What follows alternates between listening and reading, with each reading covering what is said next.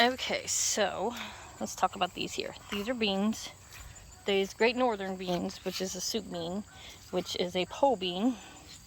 And they're called pole beans because, well, you know, they get super duper long and they string up and vine up your pole.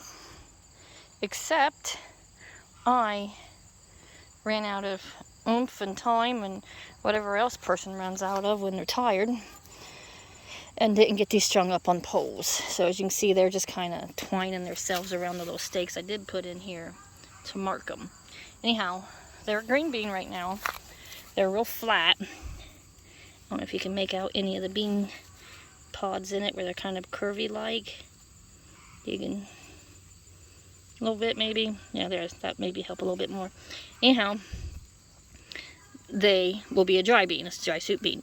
But these is going to be called leather britches because I'll pick these beans and then I'll thread them up and then I'll let them hang and dry, and then they get all brown and withery and leatherish looking, which is why they're called leather britches.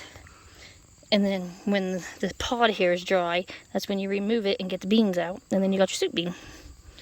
So, you know, I was just showing you all my non-pole beans. They're more stick beans this go around. But I put them in super late, so that's my first picking of them. Even if it's just a little mess of beans, it'll be fine. It'll feed us one meal.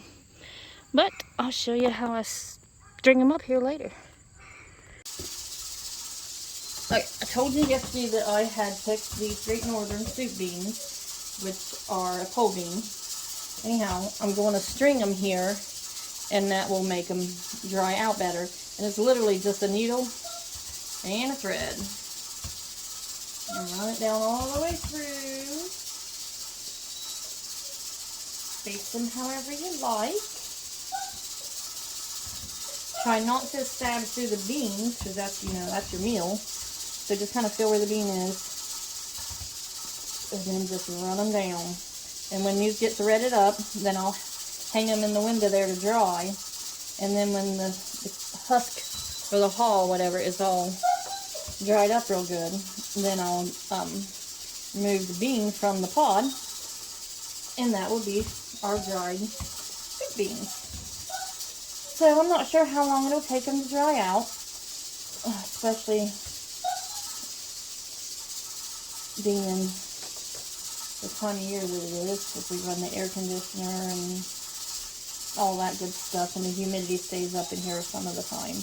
Anyhow, you get the gist of it here. I'll show you what they look like when I get them all done and get ready to string them up.